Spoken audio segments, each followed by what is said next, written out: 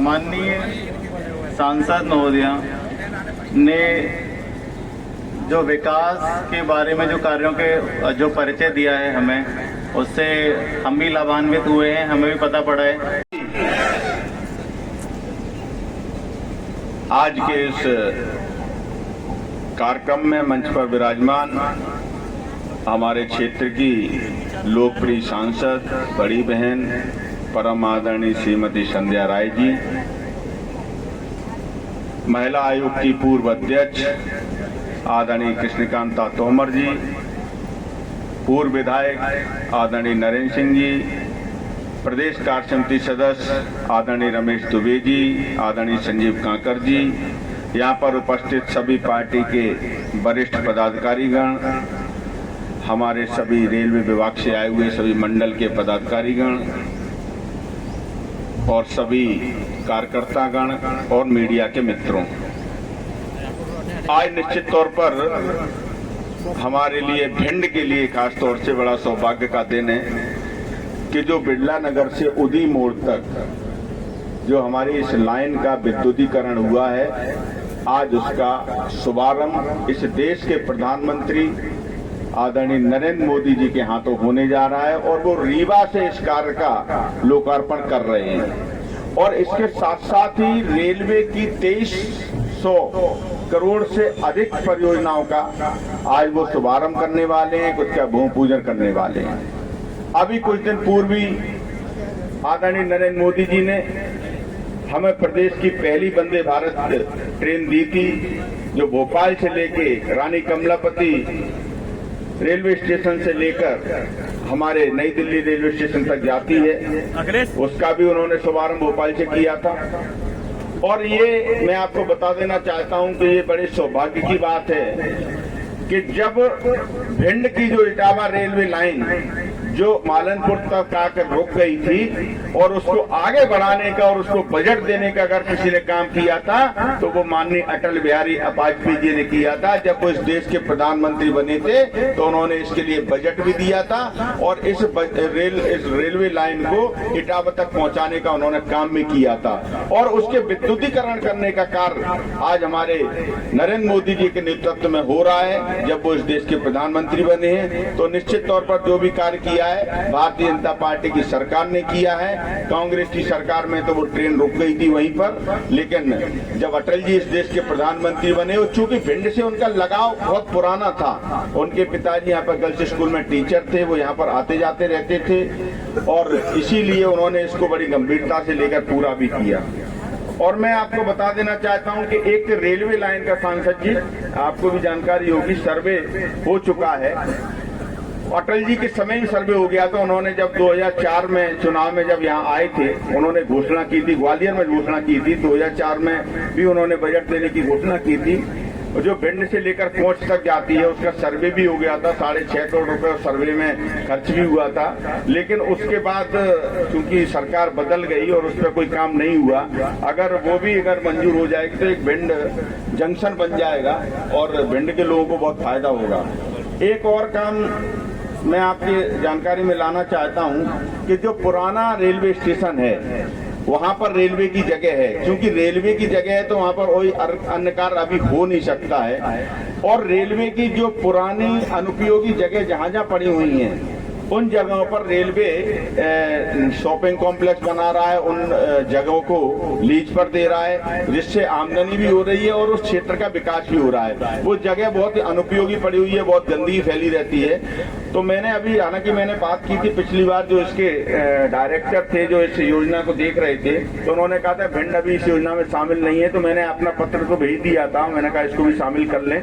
लेकिन मैं आपसे भी आग्रह करना चाहता हूँ कि रेल मंत्री जी से मिलकर, कोई बहुत ज्यादा ये बड़ा नहीं है, लेकिन अगर वो इस योजना में शामिल हो जाएगा तो निश्चित तौर पर क्या बोल रहे हैं, अच्छा, तो निश्चित तौर पर भिंड के लिए एक बड़ी सौगात साबित होगी। और निश्चित तौर पर आज हमारे प्रधानमंत्री जी बहुत बड़ी सौगातें लेकर हमारे प्रदेश में आए हैं। उनका इस प्रदेश की धरती पर बहुत वंदन है, स्वागत है, अभिनंदन है। बहुत बहुत धन्यवाद। जानते हैं मैं सांसद बनी थी और उसके बाद पहली बैठक थी सितंबर 2019 में हमारी भोपाल झांसी में DRM झांसी में बैठक हुई। सभी क्षेत्र के सांसद वहां आए हुए थे। तो सबसे पहला विषय हमारा ये जो पहले चलती थी हमारी भिंड से जो इटावा और ग्वालियर जो लाइन थी, डीजल से चलती थी ट्रेनें, और डीजल से चलने के अभाव में ट्रेनें भी कम चलती थी, तो बड़ी परेशानी भी आती थी। तो सबसे पहले मैंने मांग यही रखी कि ये हमारा जो विद्युतीकरण हो जाना चाहिए पूरा इटावा से भिंड होते हुए ग्वालियर तक, बिरला नगर तक, पहले नहीं था। लेकिन बहुत जद्दोजहद से अधिकारियों को बहुत मैंने बार बार आग्रह किया, माननीय मंत्री से भी मिली, लेकिन इसमें हमें सफलता मिली और तत्काल उन्होंने इस बात को माना कि भिंड के रेलवे लाइन का विद्युतीकरण बहुत आवश्यक है, क्योंकि अगर विद्युतीकरण नहीं होगा तो हम और आगे के काम नहीं कर सकते। तो सबने विद्युतीकरण को लिया और आज विद्युतीकरण का कार्य पूरा हो चुका है। और आप सब जानते हैं विद्युतीकरण ही नहीं, बहुत सारे काम को दिशा देने का काम रेल मंत्री जी हो, चाहे हमारे SSV, चाहे हमारे प्रधानमंत्री जी, लगातार भिंड के लिए कई सौगातें दी हैं। मैं आपको थोड़ा विस्तार से बताना भी चाहूंगी। अभी जैसे हम बात करें स्टेशनों की, तो देखिए इसमें सभी हमारा भिंड के झांसी मंडल में हमारे जो स्टेशन आते हैं उसमें हमारा ये सभी लगभग भिंड है, दतिया है, सभी उसमें जो अमृत योजना है उसमें तो दोनों स्टेशन आए ही हैं। उसके अलावा भी बहुत सारी सौगातें हमारे स्टेशनों के लिए आई हैं। अभी जैसे कि हम गुड शेड की बात करें तो इसमें 9.88 करोड़ का इसमें बजट आया है, जिसमें हमारे भिंड के स्टेशन में काम होगा। इसमें माल गोदाम होगा जो कि किसानों के लिए बड़ा उपयोगी होगा, उसमें सारी चीजें होंगी, हाई मास्क होगा, लाइट होगी, टॉयलेट होगी, फर्नीचर होगा, सब मतलब ये काम एक व्यवस्थित, अप्रोच रोड होगी, पानी की टंकी होगी, RCC पूरा पक्का फर्श होगा, यानी लगभग 10 करोड़ का ये कार्य इसमें स्वीकृत होगा गुड सेट्स के अंतर्गत। और भी तमाम तरह के इसमें काम है, चाहे प्लेटफार्म का सौंदर्यीकरण हो, ये सब इसमें है। कोटा स्टोन द्वारा जो भी काम होगा वो भी इसमें है, बहुत सारे इसमें काम है। और उसमें योजना में आने के कारण इसके अलावा अन्य काम होंगे, लेकिन वो बाद में होंगे। जो स्वीकृत हुए वो मैं आपको बता रही हूँ। और जैसा कि हम सब जानते हैं अभी प्रतीक्षालय वगैरह भी नहीं है, VIP प्रतीक्षालय बनेगा, ग्रीन पार्क बनेगा, लाइटें होंगी, प्रतीक्षालय होगा, उसमें सभी तरह के 2 तरह के प्रतीक्षालय हैं। इस सभी में प्लेटफार्म भी बहुत अच्छा हो जाएगा।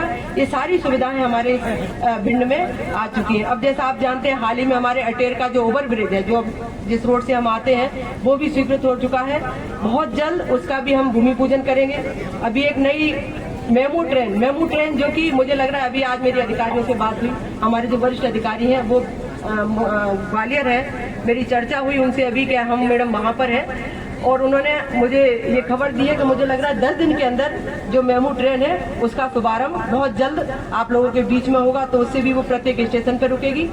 और अभी हाल में मैंने जानकारी ली है, हमारी जो भिंड स्टेशन से टोटल 8 गाड़ियां तो ऐसी है जो पर डे निकलती हैं, और 8 गाड़ियां हमारी स्टेशन भिंड पर रुकती भी हैं, और 6 गाड़ियां ऐसी है जो साप्ताहिक रुकती हैं। और बहुत सारी ट्रेनें जो चली हैं, लेकिन दो ट्रेनें मुख्यतः मैं बताना चाह रही हूँ, 2 ट्रेनें चली हैं वो अभी भिंड नहीं रुक रही। मैं उसमें जरूर निवेदन करूंगी माननीय मंत्री जी से कि वो ट्रेनें भी रुके। लगभग सभी स्टेशनों पर रुक रही हैं। भिंड वो क्या कारण है नहीं रुक पा रही, मैं उस संबंध में भी बात करूंगी। और बहुत अच्छी ट्रेन है वो, आगे तक बहुत 3 दिन का सफर करते हुए और आगे तक जाती है वो ट्रेन। तो ऐसी 2 ट्रेनें हैं, वो भी मैं रोकने का प्रयास करूंगी। और लगातार जैसा कि मंच पर अभी भाई साहब कह रहे थे कि संध्या जी भोपाल के लिए ट्रेन चलनी चाहिए, दिल्ली के लिए चलनी चाहिए, तो मैं मंच पर आसपास जितने भी सभी बैठे हूँ वरिष्ठजन, मैं आप सबको आश्वस्त करती हूँ, नीचे मेरे भाई बैठे हैं, पत्रकार भाई बैठे हैं, निश्चित तौर पर भिंड जब इतना कुछ विकास हुआ है और जब इतनी ट्रेनें चलने लगी हैं तो ट्रेनें और चलेंगी, और जब ट्रेनें ज्यादा चलेंगी तो हर ट्रेन यहाँ रुकेगी भी, और जब ट्रेनें ज्यादा से ज्यादा रुकने लगेंगी तो वो दिन दूर नहीं कि हमारी मध्य प्रदेश की राजधानी भोपाल जुड़ेगी और हमारी देश की राजधानी दिल्ली, दोनों राजधानी हमारी ट्रेन से जुड़ेंगी। वो दिन दूर नहीं भाइयों, ये मैं आपको आश्वस्त करती हूँ। दूसरा, हमारे भैया ने, संजू भैया ने कहा, जैसा कि हमारी रेलवे की जो जगह है उसके संबंध में मेरी अधिकारियों से चर्चा हुई है।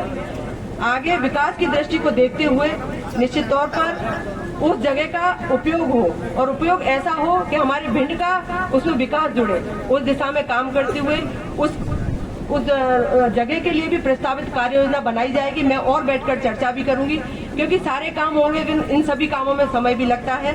और जैसा कि 3 ब्रिज और हमारे बहुत जल्दी स्वीकृत हो जाएंगे, उसमें सोनी भी है, गोहद भी है, 12 है नोनारा भी है, एक हमारा सोनी के पास अंडर ब्रिज भी है, वो भी 7-8 करोड़ का है। ऐसे कुल मिला के मुझे लग रहा है 150 करोड़ के कार्य पुलों के हैं जो बहुत जल्दी हम लोगों के आगे स्वीकृति के अग्रसर मतलब बहुत जल्द हो जाएंगे। मैं समय सीमा नहीं दे पाऊंगी, लेकिन सरकारी चीजें हैं, हो सकता है महीने भर लग जाए, हो सकता है 2 महीने लग जाए, लेकिन बहुत जल्द स्वीकृति की ओर है। मैं ये इसमें आप सबको आश्वस्त करती हूँ।